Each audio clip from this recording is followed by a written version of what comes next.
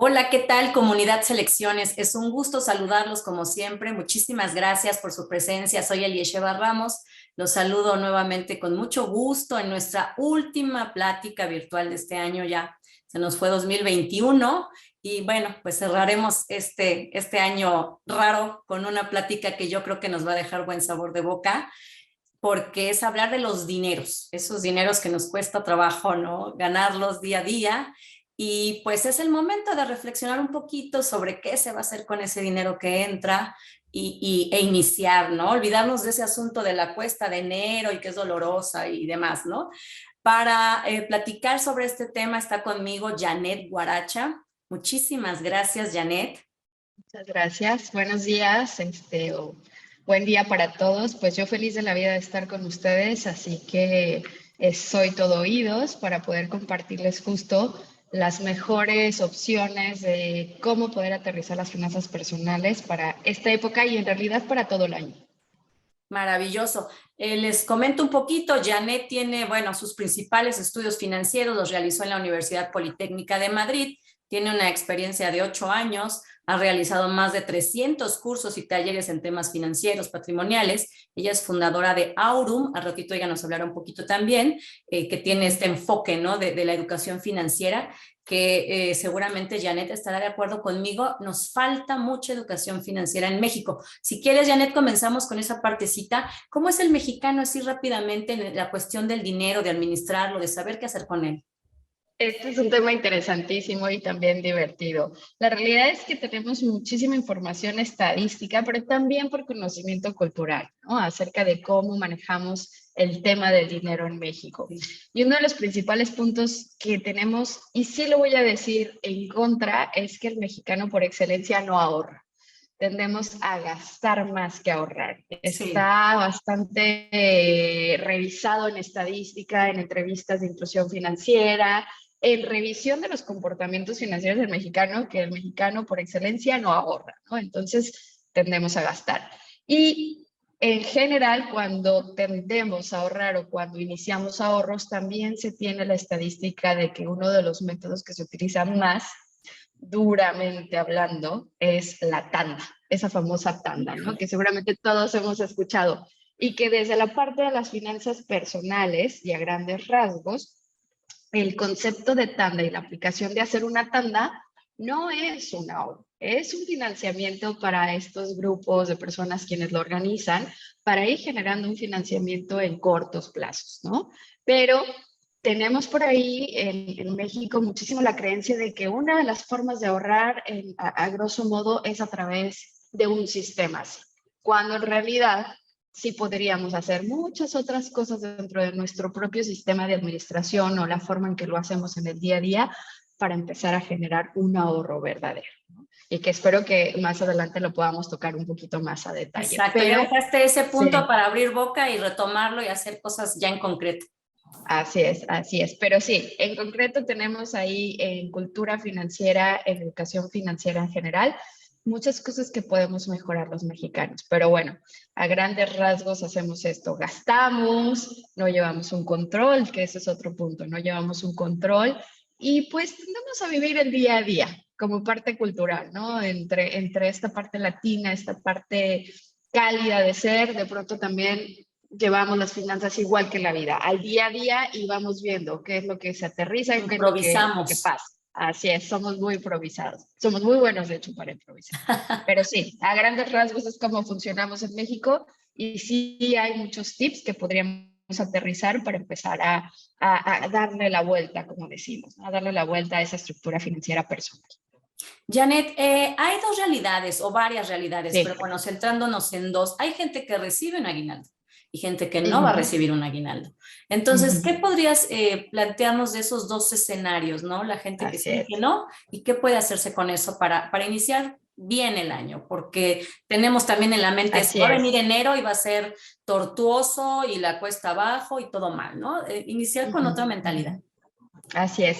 Fíjate que este es un tema muy interesante, el tema del aguinaldo o incluso en otras épocas del año quienes reciben otras prestaciones. Me voy a enfocar a la parte del aguinaldo y también quienes no tenemos como tal un aguinaldo. Sí. Hay dos tipos de economía o de ingreso a nivel general en los mexicanos, ¿no? Sabemos que ahí puede haber muchas variantes, pero las dos principales son quienes trabajan para alguna empresa o empleador y que reciben las prestaciones de ley, entre ellas el aguinaldo, y quienes somos independientes o no tenemos como tal las prestaciones de ley o damos servicios profesionales y no tenemos, por lo tanto, esta parte de prestaciones de ley y que no recibimos aguinaldo.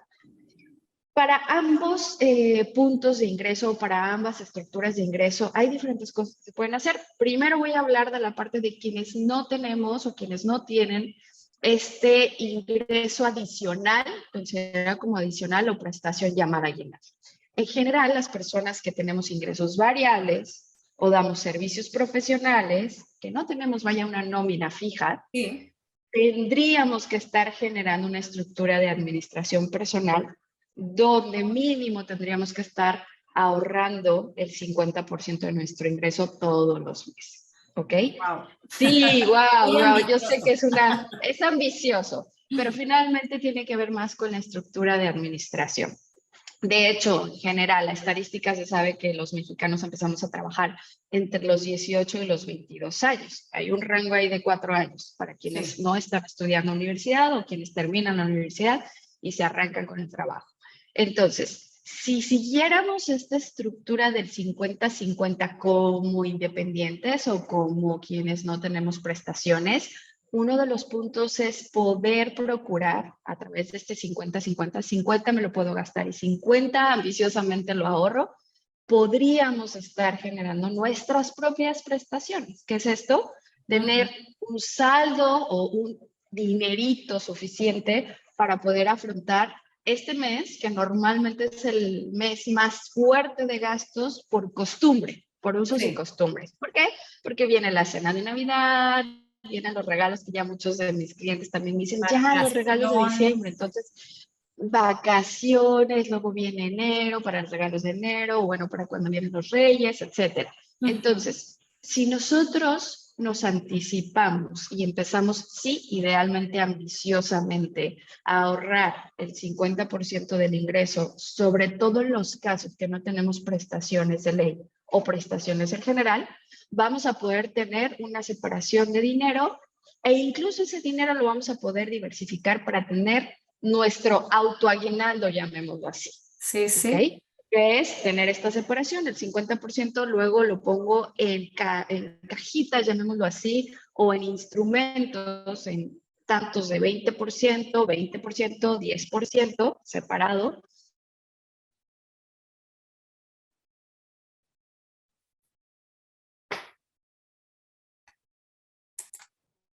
Perfecto. Por favor. Listo, perfecto. Bueno, pues entonces en este punto las cajitas serían 20-20-10 del ahorro que hemos estado generando o que idealmente podríamos empezar a generar a partir de enero, que es un buen mes, o incluso desde el mes de diciembre. De hecho, yo recomiendo para quienes no lo están haciendo que lo empiecen de una vez, ¿no? En este mes, ¿para qué esperar? Y cuando hacemos esta separación, llamémoslo como la separación de cajitas o de dinero en canastitas, ¿no? Es separar para las metas que realmente tenemos en el año o incluso en la vida. Y al tener ese dinero separado y trabajando idealmente para nosotros, podríamos crear, insisto, nuestro propio soporte de prestaciones o de flujo de dinero para esas metas que queremos lograr o esas vacaciones o poder pagar la cena de Navidad y tener los regalos sin sentir que me quedo sin ningún peso, ¿no? Ahorcado, sin ¿no? sentir que estoy ahorcado o incluso sin necesitar financiarme a través de otro tipo de instrumentos o pedirle prestado al papá o al tío, al hermano, sin tener que hacer eso. Que eso es uno de los puntos que también pasa muchísimo cuando las personas tienden a sentirse apretadas económicamente. ¿Ok? Esa es una primera, sí, llamémosla reflexión y recomendación para quienes no tienen toda la parte de prestaciones y no reciben una aguinaldo. Ahora, quienes sí reciben una prestación o aguinaldo, se recomienda que cuando reciben ese extra de dinero que pasa normalmente en los primeros 15 días del mes de diciembre de cada año, se recomienda dividirlo también en 3 partes. ¿Ok? una parte del aguinaldo lo separamos en tres. La primera parte, mandarlo a algún ahorro que tengamos específicamente para metas de aquí a 1 año, a 2 años. Le llamamos metas de corto plazo. De hecho, corto plazo podría ser incluso hasta 5 años, ¿ok? Quienes se quieren comprar el coche, quienes quieren invertir en algún tipo de terreno, bien inmueble, invertir en algún negocio, hacer el gran viaje de la vida, cualquier meta que obviamente no sea de forma inmediata. Entonces, una primera parte, separando 3 partes del aguinaldo, la primera parte mandarlo a ese ahorro que pueda estar trabajando y generando, aunque sea algún rendimiento, para tener obviamente en el corto plazo ese dinero disponible e incluso con un valor agregado. ¿Ok? Muy bien. La segunda parte de separación del aguinaldo, y aquí viene un tema que también hoy día está muy de moda, o espero que esté muy de moda, llamado retiro digno. ¿Ok? Claro. Y es una parte de tu aguinaldo, idealmente sería enviarla al retiro, a tu plan de ahorro de retiro, quienes tenemos planes de forma privada, o pues quienes sí utilizan la Afore para esas aportaciones voluntarias también se vale, ¿ok? Pero el chiste es tenerlo enfocado a largo plazo, precisamente para que cuando llegamos a esa edad otoñal, y yo la considero como incluso edad de oro, o así la percibo desde mi presente, podamos obviamente tener ese apartado de dinero con un rendimiento de todos los próximos años que tengamos por delante para llegar a esa etapa, y por lo tanto, ese dinero en el futuro nos va a rendir muchísimo más. Claro. ¿Okay? Y la tercera parte de separación de aguinaldo, siempre la recomiendo precisamente para soportar los regalos, las cosas que tengamos en este presente o que queramos pagar en este presente. O sea, es la parte de consentirnos y consentir a los otros, pero también que nos va a permitir, al consentirnos con esa tercera parte y organizando nuestro dinero, nos va a permitir no sentir esa famosa cuesta de enero. ¿Ok? Porque la cuesta de enero normalmente está relacionada con 2 cosas. Con endeudamiento, sí. Ya nos gastamos todo en diciembre y de pronto estoy empezando el año, estoy empezando enero y a lo mejor hasta me endeudé, me gasté todo y hasta me endeudé. Entonces, tratar de evitarlo, separando esa tercera parte del aguinaldo, quienes sí lo reciben, enfocado a ese tipo de regalos o gastos extra que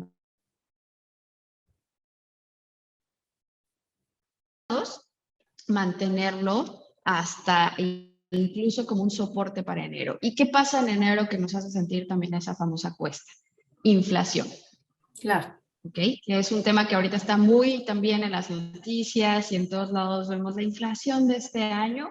La inflación se cierra realmente este 31 de diciembre, lo vemos como año fiscal, y en enero empezamos con una nueva inflación. En realidad está pasando todos los días la inflación, pero lo percibimos o se maneja el número ya total de año fiscal al año siguiente. Entonces, esta tercera parte del aguinaldo nos puede dar el soporte para poder, insisto, darnos los gustos, consentirnos, consentir a la familia y a su vez no endeudarnos o no sentir o resentir la famosa cuesta de enero. ¿Ok? Esas son mis 2 recomendaciones para quienes no tienen un aguinaldo, pero que sí, si hacemos cosas sencillitas como empezar a ahorrar, ¿ok? Nos estaremos procurando nuestras propias prestaciones. O quienes sí reciben el aguinaldo, idealmente no es como antes se creía, del aguinaldo es para todos los gastos de diciembre extra, sino tratar de ahorrar 2 partes por lo menos de ese aguinaldo enfocado a diferentes épocas de nuestra vida. ¿Ok? Son las recomendaciones ideales para trabajar con el aguinaldo o para administrar el aguinaldo de la mejor forma. Janet, ¿qué reflexión le darías a las personas que nos hacen favor de vernos sobre ese animal mítico que es el ahorro, que es como el ejercicio? No tenemos tiempo, no podemos. Hay gente que dirá, yo no puedo ahorrar, ¿no? Sí. Que yo creo que es una cosa que se escucha mucho. Al que de plano cree que no puede ahorrar ni un peso, ¿tú qué le dirías? ¿Y cómo sería como los primeros, el ABC para que empiece a hacerlo? Sienta que sí es posible. Así es, el ABC siempre es primero hacer un análisis de tu ingreso y tu gasto. ¿Qué es esto? Si nosotros hiciéramos o hacemos los que hacemos el análisis y decimos, si gano 10 y yo gasto 10, el primer punto que me va a permitir ir hacia el camino del ahorro va a ser, ¿en qué estoy gastando esos 10? Esos 10 a lo mejor tengo ciertos gastos fijos que son las responsabilidades de vida, ya sea la renta o la hipoteca, o el crédito, obviamente la comida, todo lo que es necesario para nuestra vida, ¿no? Tenerlo muy bien mapeado o anotado. Después vamos a poder darnos cuenta en ese análisis que a lo mejor hay una parte de dinero que está enfocado obviamente en gastos. Me voy al cine, que ya ahorita otra vez estamos yendo al cine, me voy al teatro, o voy al restaurancito de la esquina, o pedir una pizza, lo que sea, ¿no? Entonces se les llaman gastos variables. Si yo conozco mis gastos fijos y mis gastos variables, obviamente conozco también cuánto gano, voy a poder descifrar de qué forma puedo empezar a ahorrar. ¿Por qué? Normalmente ejemplo 1, quienes ganan 10 y gastan 10, por poner un número, obviamente pueden hacer ajustes dentro de sus gastos para convertir por lo menos un 10% de lo que están gastando en variables, sobre todo, o en gastos que son allá afuera, convertirlo en ahorro. El no puedo es más un no he revisado cómo hacer, ¿no? Esto que se escucha mucho de no puedo ahorrar, en realidad es un no conozco cómo hacer. Entonces, el primer punto ahí sería conocer, insisto, los ingresos, los gastos y en qué se están yendo estos gastos para poder hacer alguna modificación y por lo menos convertir 10% de los gastos variables en ahorro, ¿ok? Ese es el primer punto para iniciar con el ABC. Ahora, quienes sí conocemos ya nuestros ingresos y nuestros gastos y a lo mejor digo, uy, pasa esto de que según yo gano, bueno, pues sí, gano 10 y según yo, que pasa mucho, gasto 8, pero no tengo los otros 2, sí. ¿Dónde están? ¿No? Y a eso se le llama gasto hormiga, que es uno de los principales puntos que se come nuestra capacidad de ahorro. ¿Cuál es el gasto hormiga? Cuando voy a la calle y me compro un chicle, el cafecito de la esquina que no contemplé, el viene, Sí, el todo parquímetro, suma. todo suma. Y hay una estadística que es un poco fuerte, que es que en México se tiene analizado que el gasto hormiga en promedio de un mexicano está en, ¿ok? Que para quienes Mujer, dicen que otra no. vez te me pasmaste. Exactamente cuando ibas a decir el gasto hormiga, se fue. Si me Se puedes fue. repetir cuál es Sí. la cantidad, por favor. Ok, la estadística nos dice, al menos hasta el 2019, finales del 2019, que en México el gasto hormiga está entre 1,500 a 1,800 pesos mensuales por mexicano. ¿Ok? Esto nos da una cifra entre 15 a 18,000 pesos o más, incluso 20,000 pesos al año de gasto hormiga. De esos gastos que no registramos, que no tengo en mi mente y que quién sabe dónde está el dinero. Si eso lo empezamos a identificar o hacemos conciencia de ello, ese gasto lo podríamos reducir junto con algún otro gasto variable que sí consideremos necesario, convertirlo en ahorro. Y si empezamos a generar eso en ahorro mensualmente, pues al año vamos a tener ahorros mínimo de esos 18 o 20,000 pesos, hablando de la estadística de los mexicanos. Estoy hablando de una media general. Hay quienes he visto en casos ya particulares que de pronto traen gasto hormiga, depende de sus ingresos, ¿no? Pero he visto casos particulares de gasto hormiga de no sé dónde están, 4,000 pesos mensuales, ¿no? Y que se fue en gastos hormigas. Entonces, tiene mucho que ver con conocer como primer punto cuánto ganas y en qué estás gastando. Empezar a hacer una reflexión de esto. Otro de los tips que doy para empezar con el ABC de cómo llevar esto a la obra.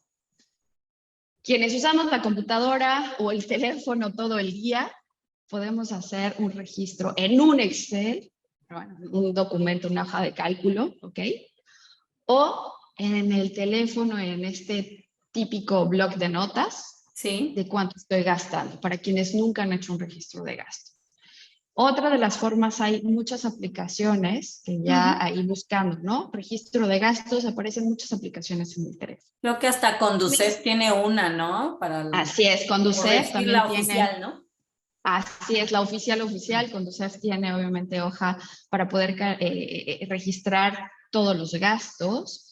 E incluso para quienes somos de la vieja usanza, como decimos, o de la vieja escuela, la libretita, ¿no? Esa Claro. libretita que se utilizaba en las tiendas antes o en cualquier negocio, la podemos usar en casa. Yo tengo personas cercanas que la libretita les funciona bien. Se toman 2 minutos al día para registrar cuáles fueron los gastos del día.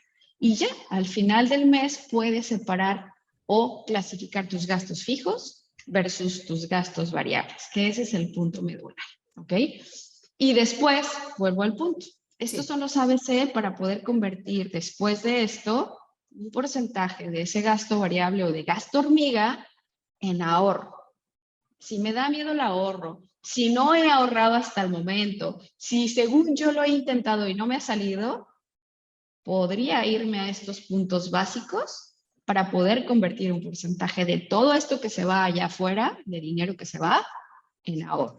Ahora, ¿cuál es el ideal para empezar con un ahorro? Hace rato hablaba del 50% para quienes son independientes o no tienen prestaciones, que es súper ambicioso, pero es posible, ¿no? Y sobre todo cuando ya traemos bastante avance o bastante práctica. Para quienes tienen ingresos fijos, me refiero a una nómina con todas las prestaciones, el ideal no está muy lejos, el ideal es empezar a ahorrar o estar ahorrando el 40% del ingreso, ¿ok? Perfecto. Pero si voy a empezar apenas, si estoy todavía en los primeros puntos, primeros pasos, en los pininos, podemos empezar con el 10%, que muchísimos libros, muchísima bibliografía nos habla de esto. Empieza con tu 10%. Y sí, cuando hacemos análisis de 20 años trabajados, 10 años trabajados, cuando ya lo vemos en años, incluso con el 10% de ahorro, voy a poder tener una suma o una cifra importante de dinero que me puede apoyar para el logro de mis metas. ¿Ok? Entonces, mínimo empezar con el 10% y cada vez que vayamos con más práctica de registrar nuestros ingresos y nuestros gastos, podremos cada vez hacer un poco más de ajustes para ir aumentando el porcentaje del ahorro. Otro tip que dejo aquí que es súper básico para empezar a ahorrar. Si ya estoy hablando de que mínimo debería de estar ahorrando el 10%, eso me habla de que lo debería de llevar sistemáticamente. O sea, todos los meses separo el 10%, lo que queda de dinero lo mando a mis gastos fijos o lo separo, aunque sea en esa. Lo que realmente me sobra es para mis gastos variables o para el chicle o el viene o todos los gastos, incluso hormiga. Ese es otro de los cambios que yo sugiero para poder empezar a ahorrar cuando nunca lo he hecho. ¿Okay? Otro punto que en México se dice mucho, cuando yo le pregunto a la gente, oye, ¿y cómo ahorras? A veces me contestan, bueno, pues cuando intento ahorrar, lo que me va quedando es lo que me sobra. Es otra de las cosas que se dice mucho en México de quienes se ahorran. Pues ahorro lo que me sobra. Vuelvo al punto. Recomiendo empezar a generar ahorros, aunque sea del 10%, o empezar por el 10% sistemático. O sea, no lo que me sobra, sino como sistema. Todos los meses separo mi 10% de ahorro para iniciar y lo demás lo administro para mis gastos fijos y gastos variables. Esa es otra recomendación que es buenísima para ver un cambio verdadero en los ahorros. Y es lo mismo que ir al gimnasio, que empezar a hacer ejercicio, que cambiar la alimentación o que todos estos propósitos que nos ponemos los seres humanos. La parte de administrarnos, de ahorrar, de llevar buenas finanzas o finanzas saludables a manera personal, tiene muchísimo que ver con la voluntad y con la disciplina. Pero sí, con pequeños cambios podemos hacer cambios gigantescos al mediano o largo plazo en nuestras finanzas. Esas son algunas de las recomendaciones para empezar a ahorrar. Así es, maravilloso. Janet, se nos acaba el tiempo, ya tenemos unos 10 Caramba. minutitos, pero me gustaría, bueno, además de reflexionar un poquito sobre este asunto de que estamos viviendo más años. ¿no? Sí. El mexicano, su esperanza de vida afortunadamente se alarga, crece, vamos a vivir más. Entonces es muy importante que no solo sea vivir más, sino sea vivir mejor. Y yo creo Así es. que, pues, ¿qué más que tener finanzas sanas? Eso es Sí. muy importante. Me gustaría que ya finalizáramos un poquito con lo que, así de bote pronto, no hay que hacer. Ahora ya nos vamos a quedar con esta reflexión de iniciar por lo menos con el 10% sistemáticamente, llevar un registro, libretita app o como nos guste. La cosa es que se haga rigurosamente, pero así de entrada para la gente que pues ya estamos en diciembre y de repente es de que la tanda o me lo gasto todo o no sé, lo dejo en el colchón mejor que en el banco, no sé, Eso. ¿dónde ¿Qué podría? no hay que hacer? Sí, ¿qué no Sí, hay que hacer así sí, rápido? Y luego platícanos un sí, poquito de sí. Aurum y de este acercamiento también de tomar cursos y estar más empapados de todo esto. Claro que sí. Vamos con lo de qué no hay que hacer, que la verdad me encanta. Me encanta porque es mucho más fácil también. ¿Qué no hay que hacer? Por favor, no nos endeudemos. Ese es un primer punto. Pasa mucho que de pronto tomamos las tarjetas de crédito o cualquier crédito personal como una extensión del ingreso. Y eso normalmente, si no lo llevamos con cierta salud financiera, puede ir en contra de nuestras finanzas a lo largo del tiempo. Ese es un primer punto. Entonces, por favor, si no tenemos claro cómo usar el financiamiento o crédito, no lo hagamos, no es una extensión de nuestro ingreso, ¿ok? Otro punto, ¿qué no hay que hacer? Cuando llega el aguinaldo, quienes sí lo tienen, gastárselo todo o ya deberlo. Por favor, no lo hagamos igual, ¿no? Es una prestación o es una forma de apoyarnos, incluso a ahorrar a los mexicanos que lo tienen. Entonces, no lo hagamos, no nos lo gastemos todo o no digamos, venga, este mes ya tengo para todo y ya luego veré qué hago, ¿ok? ¿Qué más no hay que hacer? Yo no recomiendo la parte de solo gastar sin llevar el registro, ¿no? Que es algo que mencionaba, o sea, solo Sí. gastar sin registro y a ver qué pasa con mi dinero y después de muchos meses o años ya no sé cuánto he ganado ni cuánto puedo tener. Entonces, o sea, ignorarlo a Sí. propósito o hacer como de lado de no lo veo, no lo hagamos, por favor. ¿Qué más no hay que hacer? Pues me han dicho cosas como, una quincena soy millonario, la otra quincena estoy totalmente viviendo al día. No Ajá. hagamos eso, que finalmente nos vamos al extremo y puede ser muy cansado, muy agotador e incluso puede haber afectaciones a nivel psicológico y emocional. Entonces, no hagamos eso para quienes lo hacen. Y esos son los 4 puntos que ahorita se me vienen de lo que no hay que hacer. Seguramente hay muchos más cosas que les diría no lo hagamos, pero esos son los primeros. Otro más, y este es súper importante y más en estas fechas con estas noticias económicas. No lo guardemos en el colchón. Por favor, no lo guardemos en el colchón, no lo guardemos en el cochinito, no lo guardemos en el closet. Uno, por temas de seguridad y dos, porque recordemos que algo llamado inflación nos va mermando, nos va quitando el poder adquisitivo del dinero. Entonces, cuando el dinero está nada más ahí en efectivo o incluso en la cuenta de débito sin hacer nada, el dinero pierde valor, ¿ok? Entonces pierde valor de compra. Por Sí. favor, no lo dejemos en metálico por todo eso y por seguridad también, ¿ok? Son los 5 puntos que en este momento dejaría de lo que no hay que hacer. Y Janet, y un poquito platícanos cómo se acerca uno a toda esta cultura financiera, ¿no? A lo mejor pensar en tomar un curso y dices, ay, qué flojera, o yo no voy a entender. No, qué tan fácil, difícil es que nos acerquemos los mexicanos que no estamos empapados en estas cosas a este tipo de cultura financiera que se sabe que es importante y urgente que Claro. la tengamos, ¿no? Sí, fíjate que este es un tema que en México tendemos a tenerle miedo, ¿no? Y yo les diría, es súper fácil adquirir educación financiera o cultura financiera. Sé que a veces en los hogares no se habla de dinero porque traemos muchas creencias desde los años 40, 50 o desde antes, pero lo primero es romper ese paradigma. Hablemos de dinero, al menos en casa, con los hijos, con la pareja, sí se vale hablar de dinero. Ese es un primer punto para empezar a aterrizar con qué contamos y cómo podemos ir construyendo financieramente. 2, sé que a veces el tema de tomar cursos puede sonar abrumador, pero incluso yo les diría, pueden seguir a muchas personas hoy día con redes sociales. Con redes sociales sabemos muchos que hablamos sobre estos temas y tratamos de hacerlo fácil, tratamos de hacerlo cercano, que eso es lo más importante en todo esto, tratar de hacerlo cercano y fácil, ¿no?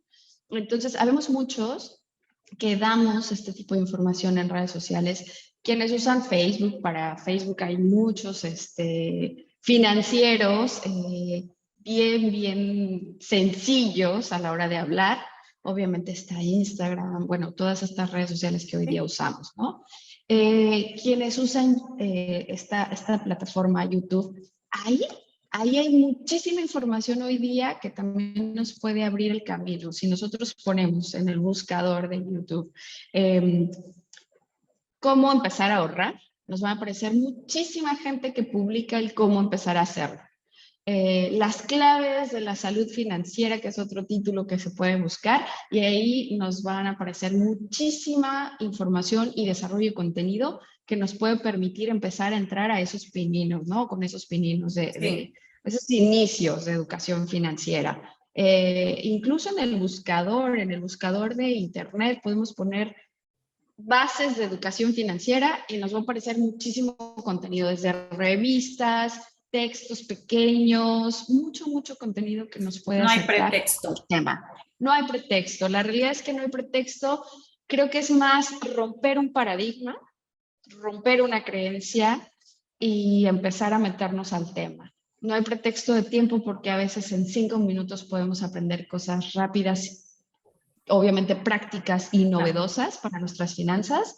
No hay pretexto porque a veces quienes vayan en el coche o en el medio de transporte pueden obviamente escuchar algún podcast, ¿no? Que también están muy en auge. No hay pretexto. Podemos llegar a la educación financiera de forma muy rápida hoy en día con todos los medios de comunicación y de redes sociales que tenemos, ¿no? Es una de las formas que yo les recomiendo para empezar a hacerlo, para perderle el miedo también y para empezar a entender que es algo muy sencillo que podemos adquirir de forma autónoma y que también podemos compartir para quienes tienen hijos con sus hijos, para compartir con la familia y empezar a cambiar esta parte cultural en México incluso, ¿no? Que es algo a lo que yo le apuesto muchísimo desde Aura. Maravilloso. Janet Guaracha, muchísimas gracias por todos estos tips, por darnos un norte. Las personas que gusten buscarte en tus redes sociales, por favor. Así es, así es. De hecho, si me permites, lo comparto rápidamente aquí, Claro. para que puedan ver los contactos, toda la parte de cómo contactarnos. Ay, Claro que bueno, sí. si no lo dejo porque como que no me está dejando. No te No preocupes, de pasa todas nada. maneras, independientemente de la grabación, abajo vamos a robarte, a poner tus... Perfecto. Pero si las quieres mencionar de una vez, está perfecto. Compartirlo. Y una de las redes sociales en donde me pueden seguir justo es en Instagram y es Aurum, como suena, SF, @Aurum SF, que es de Smart Financial, entonces ahí podemos ir. La otra igual en Facebook, Aurum SF, todo junto, y también nos pueden encontrar. Y obviamente les voy a compartir el número telefónico donde pueden hacer algunas citas si es que quieren llegar con nosotros. Estamos dando también charlas gratuitas a partir de enero. Ahorita diciembre ya se nos fue prácticamente para estas cosas, pero a partir de enero cada mes tendremos una charla gratuita y es más para enfocarnos a hacer un cambio a nivel social en México. Entonces estaremos compartiendo los datos de estas charlas en las redes sociales y mi teléfono que se los voy a dejar, correo electrónico que también se los voy a dejar, entonces también hay muchos medios donde nos pueden encontrar. Claro que sí, más allá de esta plática que agradezco infinitamente, vamos a tener todas las redes, todos los contactos de Janet Guaracha para que la busquen. Y pues no me queda más que agradecerte, Janet, agradecerles a ustedes este cierre con broche de oro, desearles felices fiestas y pues eso, una excelente cultura financiera para 2022. Muchas gracias y les deseo un cierre de año maravilloso, con mucho éxito en todos los sentidos. obviamente éxito financiero, y deseo que cambiemos algunas prácticas financieras para mejorar incluso como sociedad. Eso es lo que deseo al cierre de este año y al inicio del próximo. Muchísimas gracias, Janet. Esto es todo por hoy. Nos vemos hasta enero. Muchísimas gracias a todos. Hasta pronto. Muchas gracias. Hasta pronto.